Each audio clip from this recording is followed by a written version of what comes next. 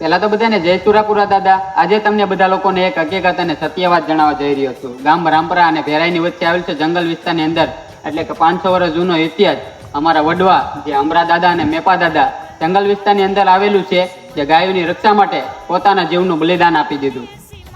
આજે અમે ગુજરિયા પરિવારના અમારા અમરાતા મેપા છે.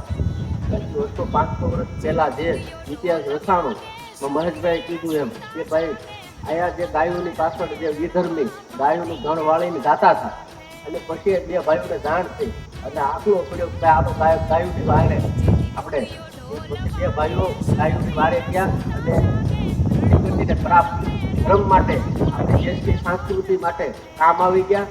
અને એ બે ભાઈ અને એક બેન હતા. તો બેનને અહીંથી જાણ કરી કે ભાઈ તારા બે ભાઈ છે અમરાથી મેપાતા બેન, એ કામ આવી ગયા છે ગાયોની પાછળ. તો બેન માતાજીના ઉપાસક હતા.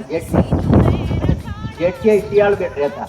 શિયાળબેટ એને જાણ થઈ એટલે પછી બેન માતાજીના ઉપાસક હતા. બેનને એમ થયું મારા ભાઈઓનું ગાયોની પાછળ કામ આવી ગયા તો મારે જીવનનો કોઈ ઓલો નહીં, મારા ભાઈઓ પાછળ મારે પણ હવે મારું જીવન ટૂંકું કરી નાખવું છે. એટલે બેનને વિચાર આવ્યો. પછી માતાજીના ઉપાસક હતા એટલે માતાજીને સમરણ કર્યું કે માતાજી ખરેખર વાત સાચી હોય ને તો મારી 10 આંગળીએ દીવા થાય. પછી બેને એવો સંકલ્પ કરી અને જળ સમાધિ દરિયાની અંદર લઈ લીધી. હાલમાં વીજળી વિસ્તાર છે શિયાળબેન, ત્યાં એનું ત્રિશુલ પણ આવેલું છે, એનું સ્થાનક પણ ત્યાં છે.